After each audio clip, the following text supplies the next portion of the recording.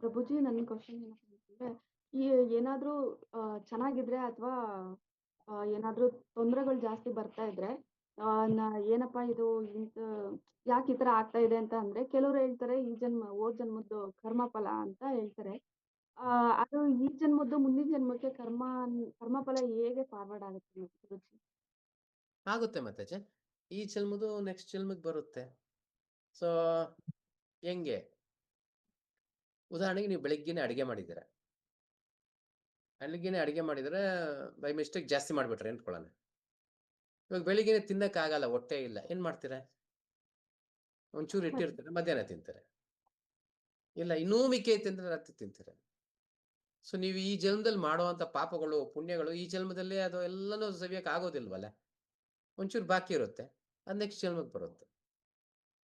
ಮುಂದಿನ ಜನ್ಮ ಅಂತ ಅಂದ್ರೆ ಆತ್ಮ ದೇಹನ ಈ ಜನ್ಮದಲ್ಲಿ ಬಿಟ್ಟು ಜನ್ಮಕ್ಕೆ ನೆಕ್ಸ್ಟ್ ದೇಹನ ಪ್ರವೇಶಿಸಿದಾಗ ಅದು ಗಂಡು ದೇಹವನ್ನ ಪ್ರವೇಶಿಸುತ್ತಾ ಅಥವಾ ಈಗಿರೋ ಜನ್ಮ ಅಂದ್ರೆ ಹೆಣ್ಣಿನ ಜನ್ಮನೇ ಪ್ರವೇಶಿಸುತ್ತಾ? ಫಸ್ಟ್ ಪಾಯಿಂಟ್, ಮನುಷ್ಯನಾಗಿ ಹುಡ್ತೀನಿ ಅನ್ನೋದೇ ಗ್ಯಾರಂಟಿ ಇಲ್ಲ. ಅದೇ ಯಾವ್ದೇ ಜೀವಿಗಳಲ್ಲಾದ್ರೂನು. ಓಕೆ, ಇವಾಗ ನಿಮಗೆ ಗಂಡು ಬೇಕಾ ಹೆಣ್ಣು ಬೇಕಾ ಅನ್ನೋದು ಓಕೆ. ನಿಮ್ಮ ಅದು ಕೋರಿಕೆ ಏನಾಗಿದೆ? ಯಾರೋ ಕೇಳಿದ್ರು ಅದು.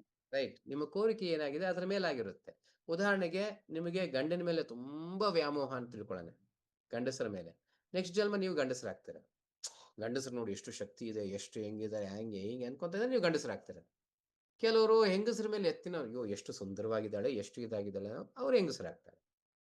ಸೊ ಪ್ರತಿಯೊಂದು ಅಂತಕಾಲೇ ಚ ಮಾಮೇವ ಸ್ಮರಣ ಮುಕ್ತವ ಕಲೇವರಂ. ನೀವು ಯಾವ ಸ್ಮರಣೆ ಮಾಡ್ತಿದ್ದೀರ, ಯಾವ ಪ್ರಜ್ಞೆನ ಬೆಳೆಸ್ಕೊಂತಿದ್ದೀರ, ಅದೇ ಪ್ರಜ್ಞೆನೇ ನಿಮಗೆ ನೆಕ್ಸ್ಟ್ ಜನ್ಮಕ್ಕಾಗುತ್ತೆ. ಅದು ಮನುಷ್ಯ ಜನ್ಮ ಬರಲ್ಲ ನೆಕ್ಸ್ಟ್ ಅಂತ ಹೇಳಿದ್ರಿ. ಅಂದ್ರೆ ಯಾವ ಪ್ರಾಣಿ ಜನ್ಮ ಅಂತಂದ್ರೆ ಅದೇ ನಾವ್ ಯಾವ ತರ ಎಸ್, ಆಶಿಸ್ತೀವಿ ಆ ಜನ್ಮ ಬರುತ್ತೆ. ಶಾಸ್ತ್ರಗಳು ಕೆಲವೊಂದು ಹೇಳುತ್ತೆ, ನೀವು ಏನ್ ನೋಡಿದ್ರು ತಿನ್ಬೇಕು ಅನಿಸ್ತಾ ಇದೆ ನಿಮಗೆ, ಏನ್ ನೋಡಿದ್ರು ತಿಂತಾನೆ ಇದ್ದೀರ ಅನ್ಕೊಳ್ಳೋಣ. ಆವಾಗ ನೆಕ್ಸ್ಟ್ ಹಂದಿ ಜನ್ಮ ಆಗುತ್ತೆ. ನಿಮ್ಗೆ ಯಾವುದೇ ನಿಯಂತ್ರಣ ಇರಲ್ಲ, ಏನ್ ತಿನ್ಬೇಕಾದ್ರೂ ತಿನ್ಬೋದು, ಮಲವನ್ನು ತಿನ್ಬೋದು. ಮಾಂಸ ಭಕ್ಷಣೆ ಮಾಡಕ್ಕೆ ಹೆಚ್ಚಿನ ವ್ಯಾಮೋಹ ಇದ್ದಾಗ ಆವಾಗ ಹುಲಿ, ಸಿಂಹ, ನಾಯಿ ಇಂಥವೆಲ್ಲ ಆಗ್ತಿವಿ. ಅಂದ್ರೆ ಬರೀ ಒಂದು ಕೋರಿಕೆ ಅಲ್ಲ, ನಮ್ಗೆ ಹಲವಾರು ಕೋರಿಕೆಗಳಲ್ಲ. ಎಲ್ಲಾ ಕೋರಿಕೆಗಳನ್ನ ಸೇರಿ ಒಂದು ರೂಪ ಅನ್ನೋದು ಬರುತ್ತೆ. ಇದೆಲ್ಲಿ ಬರುತ್ತೆ? ನಾಳೆ ಅಧ್ಯಾಯದಲ್ಲಿ ಬರುತ್ತೆ ಅನ್ಸುತ್ತೆ. ನಾಳೆನೋ 15ನೇ ಅಧ್ಯಾಯ ಎಲ್ಲ ಬರುತ್ತೆ, ಅದನ್ನು ಅದ್ರ ಬಗ್ಗೆ ಚರ್ಚೆ ಹೇಳ್ತೀನಿ.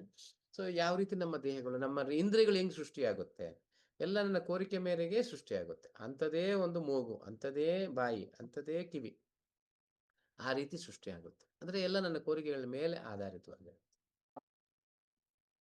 ಓಕೆ, ಇವಾಗ ಈ ಜನ್ಮ ಫುಲ್ ಕೃಷ್ಣನ ಮೇಲೆನೆ ನಾವು ಧ್ಯಾಸ ಜಾಸ್ತಿ ಮಾಡಿದಾಗ ಮುಂದಿನ ಜನ್ಮ ಯಾವ ಜನ್ಮ ಪಡಿಬಹುದು? ಮನುಷ್ಯ ಜನ್ಮ ಮಾತಾಜಿ. ಇಲ್ಲಿರೋರ್ಗೆಲ್ಲರಿಗೂ ಹೇಳ್ತಿದ್ದೀನಿ, ನಿಮ್ಗಲ್ಲ ಇದು, ಇಲ್ಲಿರೋರ್ಗೆಲ್ಲರಿಗೂ. ಯಾರೆಲ್ಲ ಒಂದು ಮಾಲೆ ಜಪ ಮಾಡಿದ್ದೀರ, ಒಂದು ಮಾಲೆ ಜಪ ಮಾಡಿದ್ದಾರೆ, ಅವ್ರಿಗೆಲ್ಲರಿಗೂ ಕೃಷ್ಣನು ಅನುಗ್ರಹ ಕೊಡ್ತಾನೆ ಮನುಷ್ಯ ಜನ್ಮಕ್ಕೆ.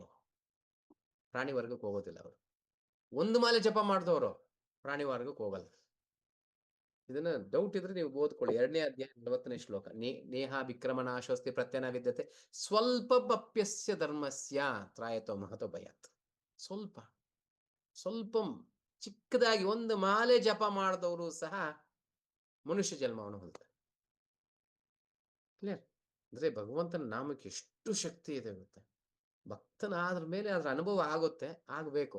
ಆಮೇಲೆ ಕೆಲವೊಂದು ಬೆಲ್ಲದ ರುಚಿ ಎಷ್ಟು ಮಾತಾಡಿದ್ರು ಪ್ರಯೋಜನ ಇಲ್ಲ, ಒಂದು ಸೂರು ಸವಿಬೇಕು, ಆವಾಗ್ಲೂ ನಿಜವಾಗ್ಲೂ ಅದ್ರ ರುಚಿ ಗೊತ್ತಾಗುತ್ತೆ. ಆ ರೀತಿ ಭಗವಂತನ ನಾಮದ ರುಚಿ, ಭಗವಂತನ ಭಕ್ತಿಯ ರುಚಿ ಆ ನಂತರ ಗೊತ್ತಾಗುತ್ತೆ, ಮಾಡುವಂಥವ್ರಿಗೆ ಮಾತ್ರ ಗೊತ್ತಾಗುತ್ತೆ. ಓಕೆ, ಹರೇ ಕೃಷ್ಣ.